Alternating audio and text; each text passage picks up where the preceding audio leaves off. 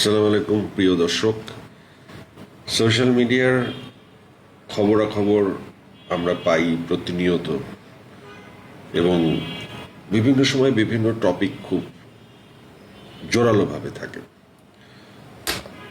আজকে অনেক জোরালো টপিক না হলেও একটা ক্ষুদ্র টপিক নিয়ে একটু আলোচনা করতে চাই। এটাও মোটামুটি ভাইরাল। সেই ভাইরালটা কেন? যে অপু বিশ্বাসকে চ্যানেল আই ডেকে সোনার কলস উপহার দিয়েছে। সবাই বিভিন্ন রকম নেগেটিভ অ্যাপ্রোচে লিখছে, আবার অনেক জায়গায় পজিটিভলিও লেখা হচ্ছে। মূল ঘটনাটা কি আমি একটু আপনাদের সাথে শেয়ার করতে চাই। মূল ঘটনাটা হচ্ছে, একটা মিউজিক অ্যাওয়ার্ড হয়েছিল চ্যানেল আইয়ের বগুড়াতে মে মাসে বা এপ্রিল মাসের শেষে।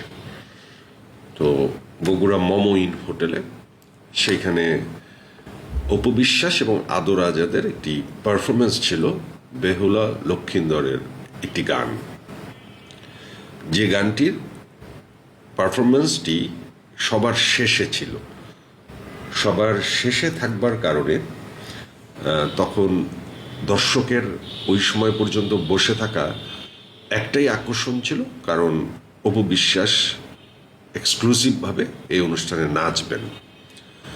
তো সেই পর্যন্ত দর্শক অপেক্ষা করে বসেছিল বগুড়া মমইনে, এবং ওই নাচটা এত দুর্দান্ত, উপভোগ্য এবং এত ব্যাপক হিট হলো, যখন এটি স্ক্রিনে আসলো, ভিডিও আসলো, তখন এটা মিলিয়ন মিলিয়ন ভিউজ হলো। তো ভিউজ তো আসলে চ্যানেল আইয়ের বা অন্য যে কোনো সংস্থার যেই প্রতিষ্ঠানগুলো নির্মাণ করে যেটার ভিউজ হয় তার একটা মূল্য বেশি থাকে। তো মূল ঘটনাটা ভিউজের না, মূল ঘটনাটা হচ্ছে ওই পারফরমেন্সটা অপু বিশ্বাস এবং আদর আজাদ করবার জন্য যে পরিশ্রম এবং রিহার্সাল করেছিল, সেই রিহার্সালটা আমরা দেখেছি যে আগের রাতে, মধ্যরাতে যখন সবাই ঘুমিয়ে পড়েছে, তখন স্টেজে লাইট জ্বালিয়ে কিছু সংখ্যক মানুষকে অনুরোধ করে কর্তৃপক্ষকে তারা পুরো গ্রুপ নিয়ে মঞ্চে রিহার্সাল অনেকবার করেছে, এবং তারপরও স্যাটিসফাইড না হয়ে পুরো গ্রুপটা হোটেল রুমের ভেতর ঢুকে ওই গানের নৃত্যটা ওরা রেডি করেছে। পরদিন সকালেও যখন সাগর ভাই এবং আমরা সবাই ভিজিটে গেলাম দেখতে মঞ্চ, তখনও দেখলাম যে অপু বিশ্বাস সেখানে মঞ্চে আবার টেস্ট করছে, মানে খুবই ডেডিকেশন একটি নাচের ব্যাপারে। আর বেহুলা লক্ষিন্দরের ওই পারফরমেন্সটা বগুড়াতেই কিন্তু বেহুলা লক্ষিন্দরের বাসরঘরটা হয়েছিল। অসাধারণ একটি নৃত্য নাট্য যেটাকে বলে, সেটা তারা পারফরমেন্স করেছে। তো ওই সময় সাগর ভাই আমার সামনে অপু বিশ্বাসকে বলছিল যে, তোমার পারফরমেন্স কি, প্রিপারেশনে তুমি হ্যাপি? তখন ফান করে কথা হচ্ছিল যে হ্যাঁ হ্যাপি, পিতলের কলসিতে যতটুকু হচ্ছে, যদি স্বর্ণের কলস থাকতো আরো ভালো হতো। এটা জাস্ট একটা জোক। এখানেই শেষ বিষয়টা। তাহলে অপু বিশ্বাসকে স্বর্ণের কলসটা দেওয়া হলো কেন? এটা সত্যিকার অর্থের কারণটা হচ্ছে যে, একজন শিল্পী যখন মনোযোগ দিয়ে নিজেকে সর্বস্ব চেষ্টা দিয়ে একটি পারফরমেন্সকে দর্শকের সামনে তুলে আনে, তখন আসলে ওই শিল্পের পিছনে যে ব্যক্তিগুলো থাকে, পৃষ্ঠপোষক যারা থাকে, তাদের মধ্যে যদি ফরিদুর রেজা সাগরের মতো কোনো লোক থেকে থাকেন, সেটা তার মমতার বাইরে কিংবা দৃষ্টির বাইরে যায় না কখনো।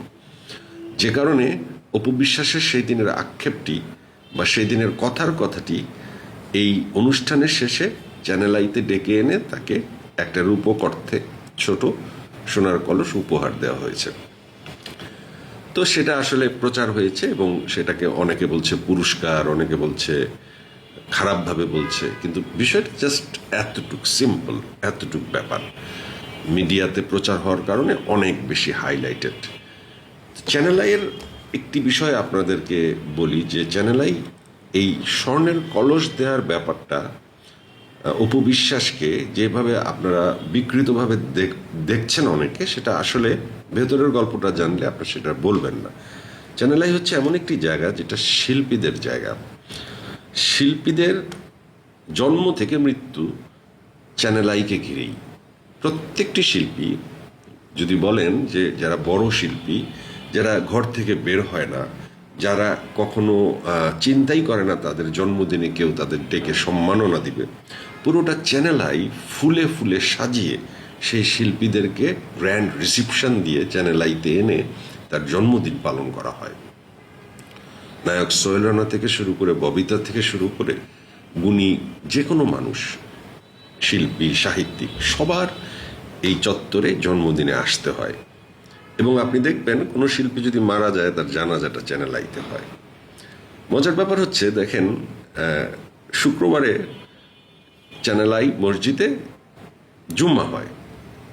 আমি অনেক শিল্পী, সাহিত্যিক, দেখেছি যারা এই জুম্মায় ফরিদুর রেজা সাগর ভাইয়ের সাথে এসে নামাজ পড়ে। প্রতি মাসের শেষে ওই যে নামাজ যারা পড়ে তাদেরকে বিরাটভাবে গরু কেটে বা বিভিন্নভাবে খাওয়ার ব্যবস্থা করা হয় তাদের জন্য, মানে প্রত্যেকের জন্য। প্রত্যেক মুসল্লি, রাস্তায় যারা থাকে তারা পর্যন্ত সেই খাবার খায়।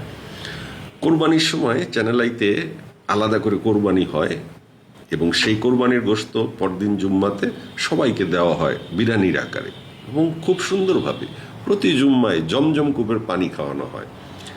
তো এগুলি কেন বলছি, যে একটা শিল্পী বান্ধব চ্যানেল যেটি শুরু থেকে একভাবে চলছে, প্রত্যেক শিল্পীর পাশেই তারা এভাবে থাকে। তো অপু বিশ্বাসকে সোনার কলস দেওয়ার আলাদা কোনো উদ্দেশ্য, কারণ বা বিদেহ নাই, বা এটা কোনো পুরস্কারও না। এটা হচ্ছে একজন শিল্পীর পরিশ্রমের স্বীকৃতি।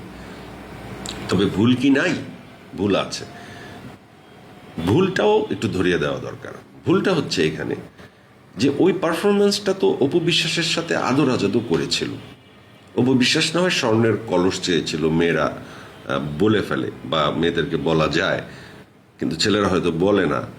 ওই পারফরমেন্সটা যেহেতু যৌথ ছিল, যেদিন স্বর্ণের কলসটা দেওয়া হয়েছিল অপু বিশ্বাসকে, সেটা যৌথভাবে আদর আজাদ এবং অপু বিশ্বাসকে দেওয়া উচিত ছিল, কিংবা আদর আজাদকে অন্য আরেকটা সম্মাননা দেওয়া উচিত ছিল, যেতে একটা গানে দুজন পারফরমেন্স করেছে। এই জায়গায় একটু ভুল হয়ে গেছে। ভুল এবং শুদ্ধ মিলেই তো জীবন এবং কাজ। কোনো কাজই ভুলের ঊর্ধ্বে না। ভুল ধরলে আরও ভুল ধরা যায়, কিন্তু আমি মনে করি এতটুকু ভুল ছাড়া আর কোনো ভুল হয়নি। এবং খুব পরিষ্কারভাবে এটি কোনো পুরস্কার না, এটি কোনো বিশেষ সম্মাননা না, এটি হচ্ছে একজন শিল্পীকে অনুপ্রাণিত করা। আমার মনে হয় এই কাজটি চ্যানেল আই করে থাকে। আপনি শিল্পীদের কাজের ক্ষেত্রেও চ্যানেল আই কিন্তু ভীষণ বড় একটি ভূমিকা রাখে। চ্যানেল আইয়ের ওটিটি প্ল্যাটফর্ম বলেন, চ্যানেল আইয়ের নিজস্ব চ্যানেলের নাটকগুলো বলেন, শিল্পীদেরকে এসে কেউ কিছু চেয়ে ফিরে গেছে খুব কম, একবার হলেও পেয়েছে। চিকিৎসার ক্ষেত্রে বলেন, সেখানেও সাহায্য পেয়েছে। তো এরকম একটি চ্যানেল যা গত 25 বছর ধরে এইভাবে চলছে, সেই চ্যানেলে অপু বিশ্বাসের এই স্বর্ণের কলসি খুব নতুনত্ব কিছু না, বাট প্রেজেন্টেশনটা, ব্যাখ্যাটা হয়তো ভুলভাবে হচ্ছে। আমার মনে হয় যে প্রত্যেকটা জিনিসেরই নেগেটিভ এবং পজিটিভ দিক থাকে, কিন্তু এই অপু বিশ্বাসের কলসির ব্যাপারে যেভাবে নেগেটিভলি বলা হচ্ছে, এটা নেগেটিভ কিছু না। এটা একটা শিল্পীর জন্য অনুপ্রেরণা। অনুপ্রেরণা ছাড়া কিছুই না। তবে অনুপ্রেরণায় আদর আজাদ থাকলে আরও ভালো লাগতো। ছেলেরা একটু বঞ্চিত থাকে, এটা ছেলেদের দুর্ভাগ্য। ছেলেদের কষ্ট বেশি করতে হয়। আমিও ছেলে, আমিও কষ্ট বেশি করছি।